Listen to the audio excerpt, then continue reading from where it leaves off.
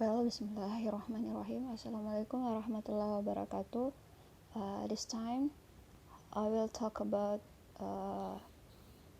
the continue of syntax, and today we are going to talk about sentences. As we know, last meeting we have discussed about phrase and noun, so today is talking about sentences. Sentence is a complete sentence. A complete sentence has a subject and predicate and can often be composed of more than one clause. Jadi sentences itu terdiri atas satu subjek, sebuah subjek dan kemudian diikuti sama predikat. Terus apa bedanya sama clause? Sebenarnya clause itu bagian dari sentence juga sebenarnya. Jadi kemarin kan kita sudah pelajari ada namanya independent clause dan ada dependent clause. Nah, independent clause itu yang berdiri sendiri, itu sebenarnya sudah sebuah kalimat juga, kecuali kalau clause, nah itu dependent itu yang bukan belum termasuk kalimat ya. Nah, itu bedanya. Jadi sudah mempunyai makna kalau sentences. Kalau klausa kan kemarin ada yang nanti bisa punya makna yang lengkap kalau dia mengikut pada kalimat yang lain. That's the difference between sentence and clausa. And actually clause is a part of sentence, bagian dari clause, bagian dari kalimat. Okay. According to their form, sentence can be classified into two groups. Jadi berdasarkan bentuknya, kalimat itu bisa kita klasifikasikan menjadi dua kelompok. Yang pertama ada namanya kernel sentences atau basic sentence. Jadi kernel sentence itu adalah kalimat basic atau kalimat yang bisa kita artikan juga sebagai simple sentence. Kernel sentence are the basic or elementary sentences from which all other sentences are derived.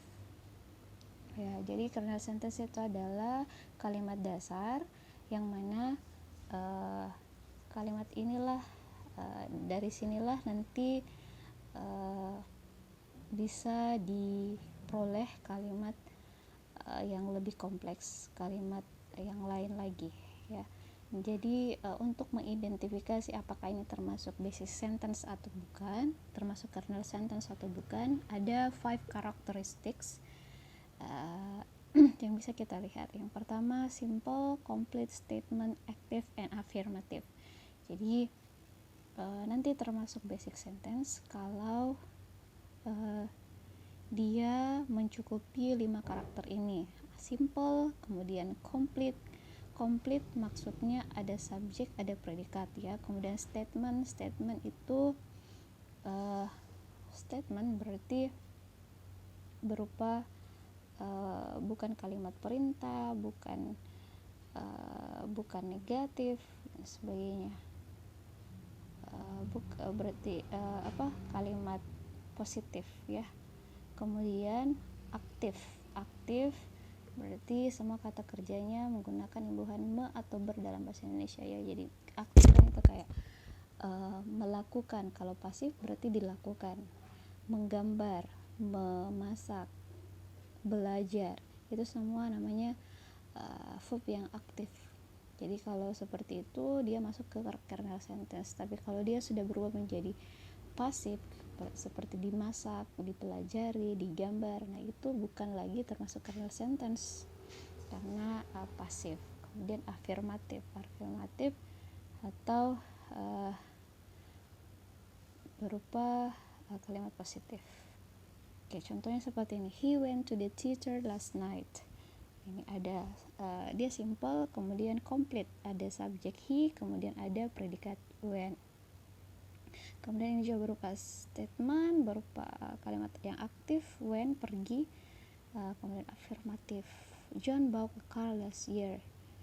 Nah, beda kalau dia sudah kita bilang a car was bought by John last year, itu kalimat pasif ya. Itu bukan lagi kalimat kernel, dia sudah menjadi derived sentence. Nah, itu kernel sentence. Jadi perhatikan ada 5 karakteristiknya: simple, complete, statement, active, and affirmative. Oke. Nah, lawan dari kernel sentence itu adalah derived or transformed sentence. Derived sentences are sentences derived from kernel sentences through deletion, adjunction, substitution, embedding or insertion, movement, and compounding. Nah, derived sentence itu namanya derived berarti diperoleh atau transform, perubahan. Perubahan kalimat ini berasal dari basic sentence yang tadi sebenarnya, ini yang kemudian ditransform menjadi transform sentence. Kita peroleh dari kernel sentence melalui bisa ada yang dihapus, deletion, kemudian ada substitusi, ada disisipkan, perubahan dan sebagainya. Itu. Nah, therefore derived sentence include questions. Nah, contohnya karena telah mengalami ini tadi, mungkin ada yang di delete, ada adjunction, ada substitusi dan sebagainya, maka transfer sentence itu bisa berupa interrogatif atau kalimat pertanyaan, comments kalimat perintah, kemudian ada kalimat pasif, ada kompleks dan compound sentence. Nah, kita bahas satu persatu ini. Question or interrogative sentence. Jadi ini adalah kalimat pertanyaan, ada dua tipe, dua macam. Ada simple questions atau yes no questions yang jawabannya yes no, yes atau no. Contohnya is she a student? Apakah dia seorang siswa? Yes atau no? Jawabannya seperti itu. Jadi itu namanya simple questions. Dan ada juga yang namanya information questions atau ask for more information. Adalah kalimatannya yang menggunakan WH question ya, what, where, which, whom, whose dan sebagainya. Itu kan memerlukan jawabannya memerlukan informasi, bukan yes no.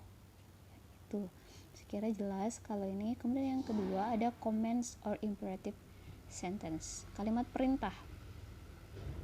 Sentences in which someone tells his hearer to do something or not to do anything. The subject of the command that is you is always deleted, and the word please is commonly added at the beginning or at the end of the sentence to make a polite request. Jadi kalau kalimat perintah itu adalah kalimat yang menyuruh si pendengarnya itu melakukan atau tidak melakukan sesuatu. Nah, biasanya subjek untuk kalimat perintah ini adalah you, dan you itu biasanya tidak ditulis atau tidak dikatakan ya. Dia di delete di situ, deleted. Tapi kita sudah paham maknanya sebenarnya bahwa yang dimaksud adalah you. Dan biasanya ditambahkan dengan kata please di awal atau di akhir kalimat untuk membuat kalimat tersebut menjadi polite atau sopan. Contohnya ini, open the door. Open the door. You-nya sudah hilang ya. You open the door. Sebenarnya kan kalau kalimat yang komplit itu kan ada subjek, ada predikat. Tapi kalau kita lihat ini kalimat comment sudah tidak ada subjeknya karena dia di delete. Tapi ini sudah sebuah kalimat perintah memang seperti itu polanya. Open the door. Go to the market now. Take the car slowly out of the garage.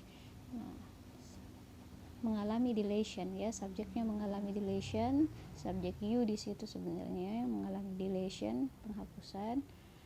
Nah, yang kalimat terakhir ada shut the door please. Ini untuk membuat lebih polite, lebih sopan. Oke, number 3, negative sentence. Negative sentence lawan dari positive sentence. Negative sentence which contain negative elements. Kalau dalam bahasa Inggris, negative elements itu yang dimaksud adalah ada kata not di situ atau kata no. Artinya kata tidak, ya, itu yang dimaksud dengan negative elements, bukan negative meaning. Bukan maknanya atau poinnya di dalam yang negatif, tetapi struktur kalimatnya yang ada kata no atau not di dalamnya. Nah, itu yang dimaksud dengan negative sentence. Contohnya, I do not have a private room. Ada kata not di situ, ini termasuk kalimat negatif. They did not, ada kalimat negatif. They will not, ada kata not. Jadi termasuk negative sentence. Then number 4, passive sentences. Sentences with verb phrase consisting of a form of be and a past participle form of verb. Nah, ini passive sentence lawan dari kata active sentences tadi. Biasanya kalau dalam bahasa Inggris polanya itu adalah ada to be kemudian ditambahkan verb past participle atau kata kerja bentuk ketiga. Contohnya, the lecture is presented in the auditorium. Kuliah tersebut dipresentasikan di dalam auditorium. Jadi aktif itu kalau kita terjemahkan dalam bahasa Indonesia itu yang biasanya menggunakan imbuhan di atau ter. Contohnya lagi, the letter will be delivered. Surat tersebut akan dikirim melalui pos. Our exercise have been corrected. Telah dikoreksi. Jadi itu yang termasuk kalimat pasif yang maknanya seperti itu, di atau ter imbuhannya. Nah, biasanya polanya dalam bahasa Inggris to be dulu, contohnya yang tadi the lecture is presented, to be is, kemudian diikuti dengan presented verb bentuk ketiga, kemudian be delivered, ada to be, kemudian delivered itu bentuk ketiga, have been corrected, to be nya dulu, have been, kemudian corrected bentuk ketiga.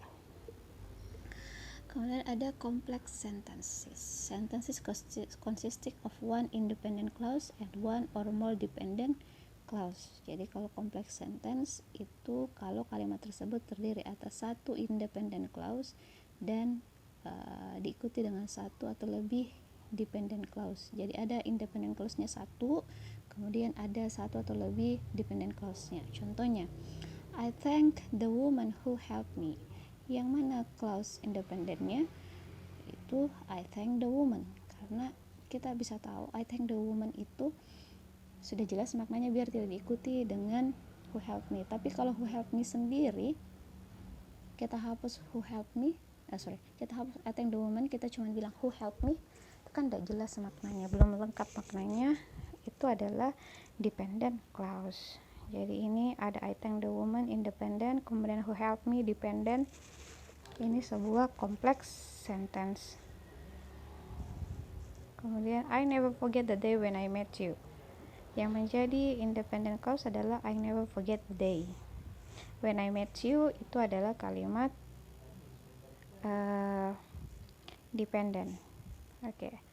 Terus compound sentences. Sentences consisting of two or more independent clauses. These two independent clauses are commonly joined by a connector such as and, but, or, etc. Jadi kalau compound sentence itu terdiri atas dua independent clause atau lebih. Jadi kalau yang tadi kompleks, independent dan dependent. Kalau compound, dua-duanya independent. Ya, mereka digabung biasanya menggunakan penghubung seperti kata and, but, atau or. Seperti itu ya. Contohnya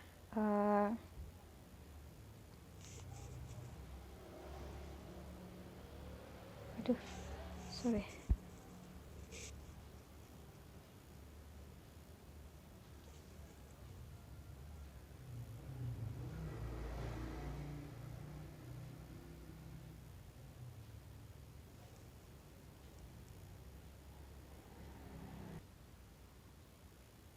Ya, jadi contohnya compound sentence, Sinta, contohnya misalkan Sinta,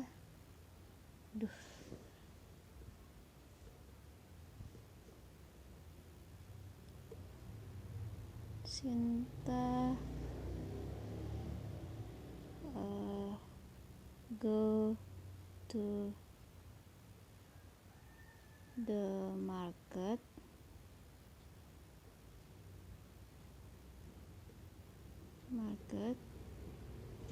but she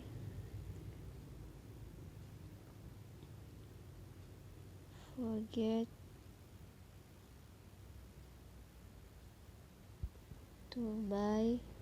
to bring money. Ya, seperti ini ya. Jadi ini ada Sinta go to the market, itu adalah Sinta go to the market itu adalah independent. yang pertama. Kemudian she forget to bring money, itu juga kalimat independen. Kalimat independen karena mereka sebenarnya kalaupun tidak dijoinkan bisa ditahu maknanya, sudah lengkap maknanya. Nah, ini dihubungkan dengan konektor but. Jadi itu yang dimaksud dengan compound sentence. Kalau kali complex sentence cuma satu independent clause-nya, dia diikuti dengan dependent clauses yang lain. Okay, I think that's all for syntax sentence. Kemudian we move to syntactic structure. Ini jadi kita bisa gunakan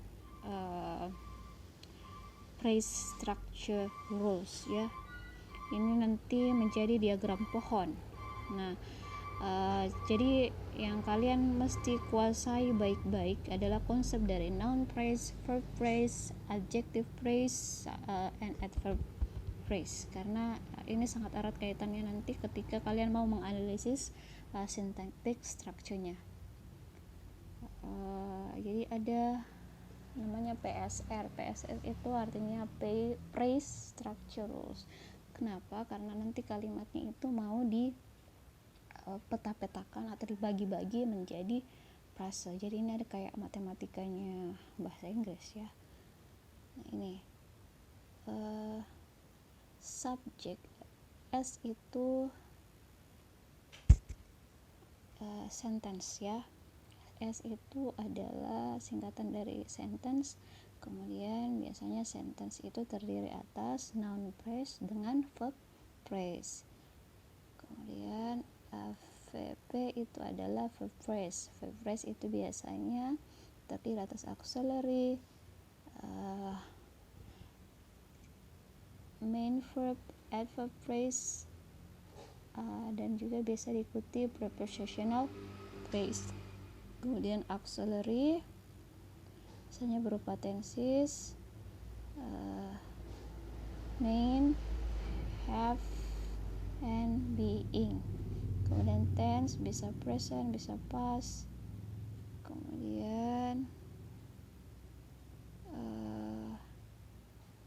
main verb ini bisa be plus noun phrase, bisa juga be plus adjective phrase, bisa juga be putih place. Kemudian ada verb terdiri atas noun phrase. Kemudian ada NP itu noun phrase, biasanya itu kalau diuraikan ada determiners, ada number, maksudnya adjective phrase, noun ada prepositional phrase. Kemudian adjective phrase biasanya ada intensifier, adverb plus adjective.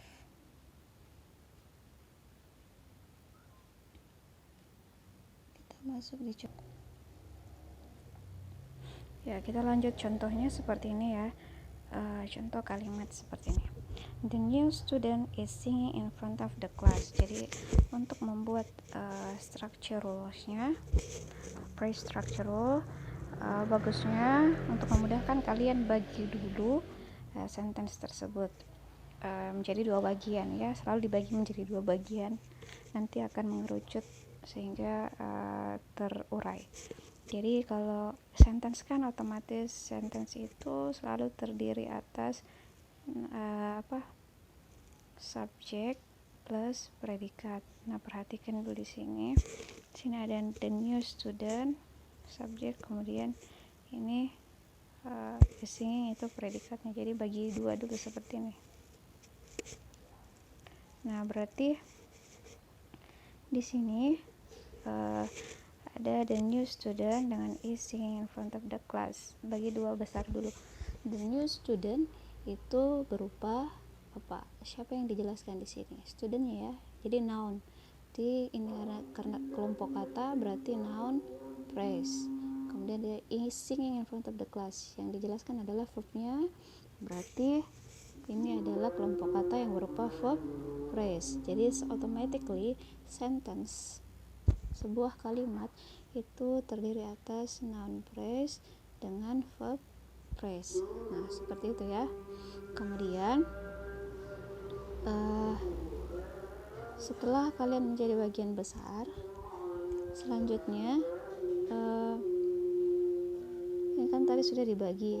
The new student itu noun phrase, kemudian ini adalah verb phrase. Jadi ini ya. Nih. Nah, sekarang perhatikan lagi ini, NP ini, the new student noun phrase itu terdiri atas, bagi lagi, ada the dengan new student. Nah, the itu adalah determiner. Kemudian new student itu berupa noun phrase. Kemudian kalau is singing in front of the class itu adalah verb phrase. Bagi dua lagi dulu. Jadi ini ada is singing, itu adalah lihat perhatikan tensesnya dulu. Jadi ini berupa auxiliary. Tense-nya itu tenses present continuous ya. Jadi ada be, to be yang ditambahkan ing. Kemudian main verb-nya adalah sing. Jadi is singing, kemudian ada in front of the class. In front of the class, in front of itu adalah prepositional. Jadi ini kelompok kata berarti adalah prepositional phrase. Jadi seperti itu. Nah, kita lanjut.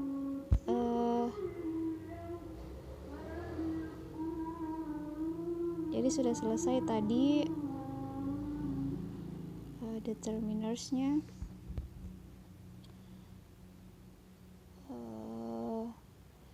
In front of the class itu adalah prepositional phrase. Ini bisa terdiri atas prepositional dengan noun phrase. Prepositionalnya itu in front of, kemudian the class itu masih noun phrase. Jadi ini lagi yang ke bawah itu noun phrase-nya ini dibagi lagi. The itu adalah determiner, kemudian class itu adalah noun. Jadi nanti kalau sudah terpisah-pisah sendiri-sendiri itu baru selesai syntactic structure-nya. Jadi dibagi dulu, bagi dua. Jadi nanti seperti ini ya. Ini kan ada yang tadi sentence itu the new student is singing in front of the class, sentence. Kemudian the new student itu noun phrase, kemudian is singing of the class itu adalah verb phrase. Kemudian sekarang NP-nya, noun phrase-nya itu adalah the new student tadi, itu harus dibagi lagi. Itu terdiri atas the dengan new student. Berarti the itu adalah determiner, new student adalah noun phrase. Is singing in front of the class adalah verb phrase, dibagi dua lagi. Perhatikan dulu auxiliary-nya, tense-nya. Kemudian ada be plus ing. Kemudian ada main verb-nya adalah terdiri atas kata kerja verb dengan in front of the class, yaitu prepositional phrase. Sekarang new student tadi masih terdiri atas kelompok kata ya, jadi diurai lagi. Ini noun phrase, new student terdiri atas new dengan student. New itu adalah adjective, student adalah noun. Nah, selesai. Nah, sekarang perhatikan ini lagi. Ini yang belum selesai adalah yang ini, in front of the class. In front of the class adalah prepositional phrase. Kita bisa urai terdiri atas in front of dengan the class. In front of itu adalah verb, the class adalah noun phrase, masih berupa kelompok kata. Nah, noun phrase itu terdiri atas the dengan class. The itu adalah determiner, class adalah noun. Jadi baru gitu selesai. Jadi bisa kita urai determiner itu ada the, adjektifnya tadi new, nounnya student, is singing ini, kemudian in front of the class, baru selesai. Jadi seperti itu syntactic structure-nya. Kalau masih ada yang kalau belum jelas, silakan nanti tanya lewat WA group. Kemudian ada tugasnya untuk satu orang satu kalimat untuk dibuatkan diagram seperti ini. Diagram formnya ada, saya sudah upload di LMS. Silahkan kalian kerjakan, nanti saya jelaskan lebih jelas di WA group ya, tata cara pengerjaannya. Oke, thank you, selamat belajar.